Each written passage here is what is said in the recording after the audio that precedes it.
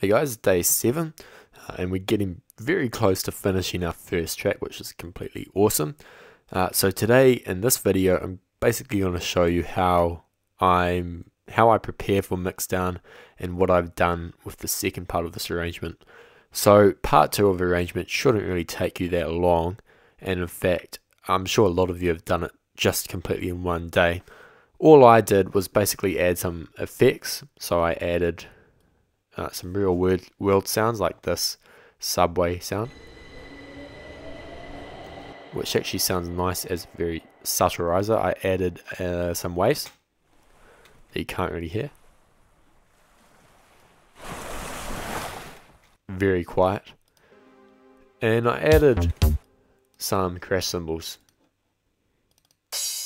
or 1 and 2 reverse crash cymbals, which basically, keep the tension flowing.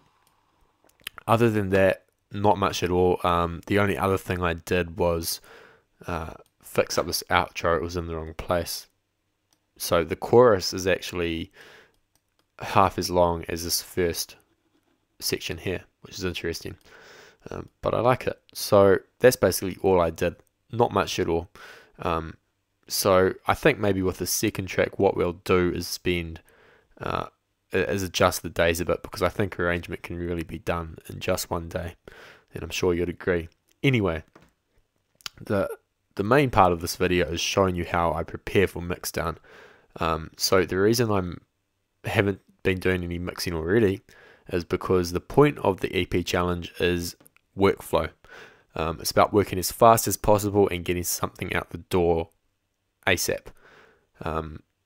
So when you're mixing while composing, it sort of slows things down. So I've left it as the last thing to do, and because of this, you have to prepare. You have to sort of start from scratch almost. So what I'm going to do is take off every effect, every little thing that I've done, bring all the channels down to 0, and then make sure everything's organized just for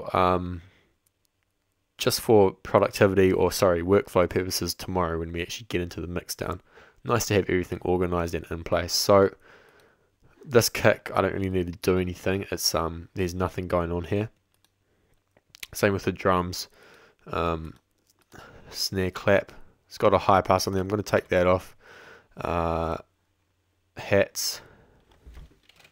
Sorry, I'll leave that high pass on because it's not really doing anything bad. And you'll notice that I haven't actually got much on here at all, which is good. Now I have got ping pong delay and reverb on this guitar, which I'm going to take off.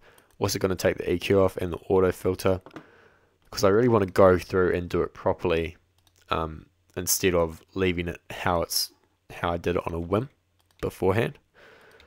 Really want to do it properly. Same with this compressor, I want to take that off. Bass line, nothing's happening there. That's pretty much all good. Take the reverb off these effects, and I think we're cool. You don't need to do that. It's something I like to do. I'm a little bit picky about that, but I take all the effects off so it's completely dry, and then I can go through individual channels and add effects. Next thing I'm going to do is basically pull all these channels down to minus infinite decibels, so you can't hear them at all. And why would you do this? Why on earth would you do this? The reason is because it helps with gain and balance. So it's a lot easier to move a track up to a precise volume, a volume you need, or a volume that fits right, instead of moving one down.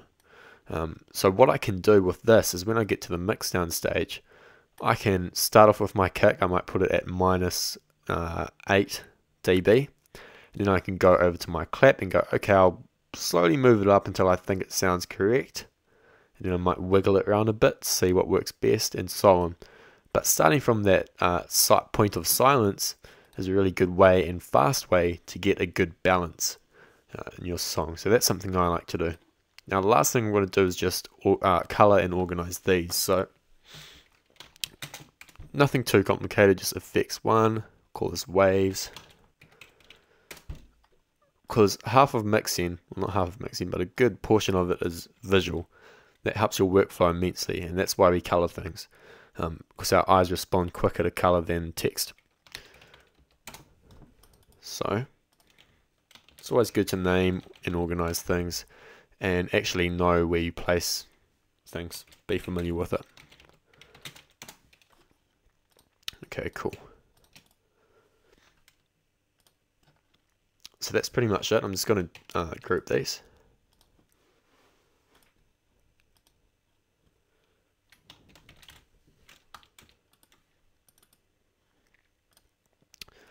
And yeah, we're pretty much ready for Mixdown.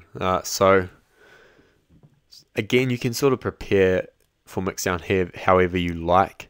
You know, there aren't any rules here. I'm just offering advice. If you want to follow it, that's cool. This is how I do it. But yeah, day 7, pretty short day, not much to do. Feel free to, you know, move ahead if you've got the time. Feel free to start mixing down. But if you want to have a break, if you want to chill out for a bit, then tomorrow we'll be doing the mix down. So I'll film hopefully a decent length video on that if it doesn't lag too much, but it might. And I'll see you then.